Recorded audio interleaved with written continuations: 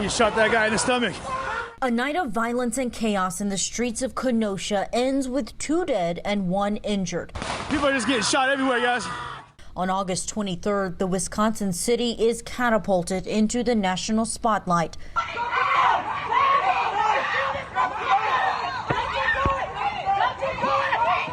Outrage explodes after the officer-involved shooting of Jacob Blake.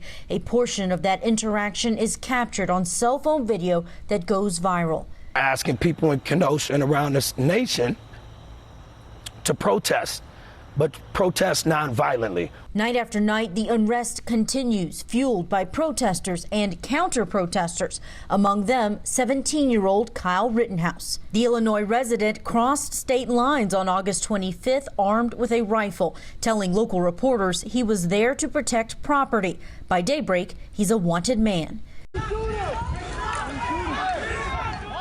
Cell phone video from that night appears to show Rittenhouse running through the street as others race towards him.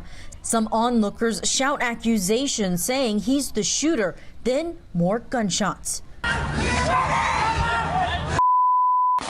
Oh, people are getting shot all around us. Video from a different angle shows the gunman firing multiple rounds as he's surrounded by a crowd. He then walks away with his hands raised in the air in what seems to be a surrender. But law enforcement vehicles roll past him. The sheriff's office explaining he was likely overlooked in the confusion of that night. The radio traffic was nonstop, and there were people running all over the place. Investigators say the first fatal shooting victim was 26-year-old Joseph Rosenbaum, killed in a parking lot. Then, moments later, Anthony Huber, also 26, is killed in the second street confrontation. Lawyers for Kyle Rittenhouse say he acted in self-defense the night of the shooting. The teen returned home to Illinois and turned himself in the next day. Now, prosecutors want him back in Wisconsin to be tried as an adult, facing charges of first-degree intentional homicide.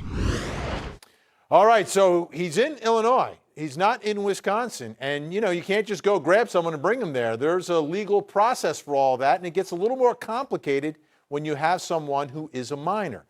Let's bring in Court TV Crime and Justice reporter Julia Janae for more on this one. This was supposed to happen last month, wasn't it? This whole hearing to determine whether or not he'll be extradited back to Wisconsin. What's going on? This was September 25th. He was before a judge through a Zoom hearing with his attorneys, and the point of that hearing was to decide how he was going to be extradited, whether the judge would agree to have him extradited from Antioch, Illinois, where he lives, where he turned himself in, and have him stand and face those charges in Wisconsin. It's about 31 minutes away, but again, he crossed state lines and was involved in this alleged shooting.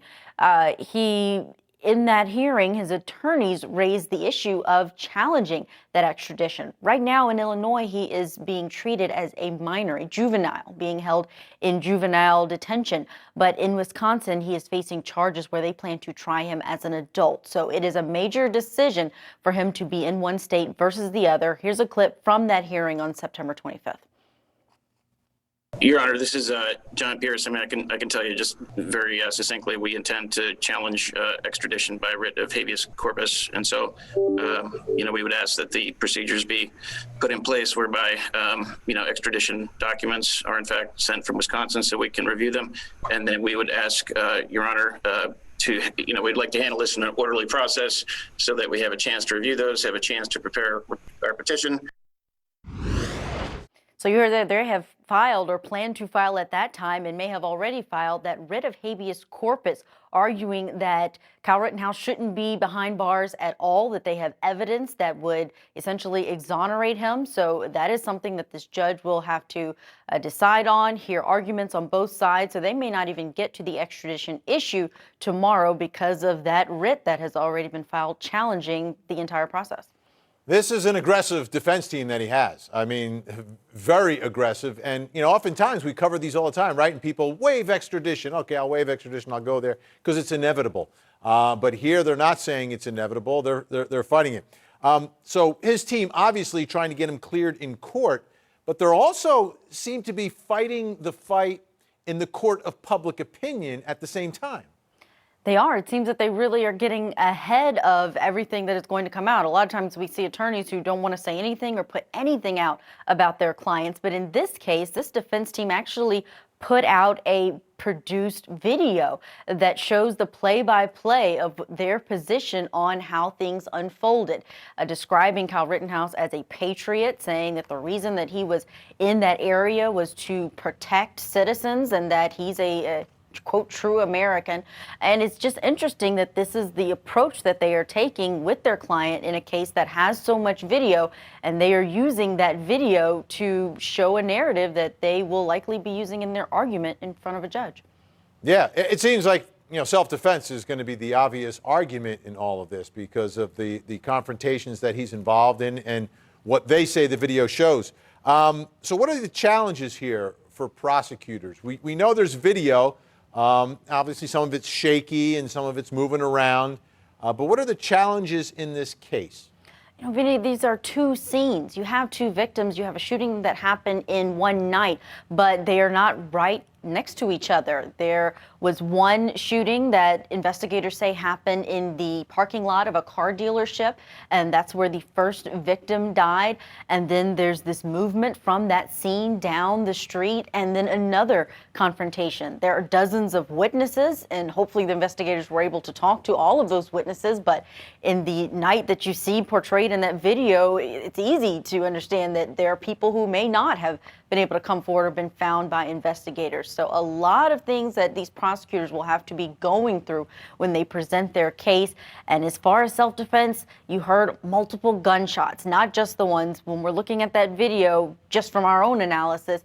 It's not just the gunshots that are coming from Kyle Rittenhouse's gun, but there are also gunshots going off that sound to be from other sources. So it will be interesting once this case gets in front of the prosecutors who have brought those charges and they start laying out the evidence. Yeah, the other big thing is the social media aspect of this, because people have posted videos, people have posted comments, people have made statements, including some witnesses that I have seen in recorded statements. So it'll be fascinating to see how this all plays out. But we're just at step one here, and tomorrow's the big day, right? Well, at least the first big day.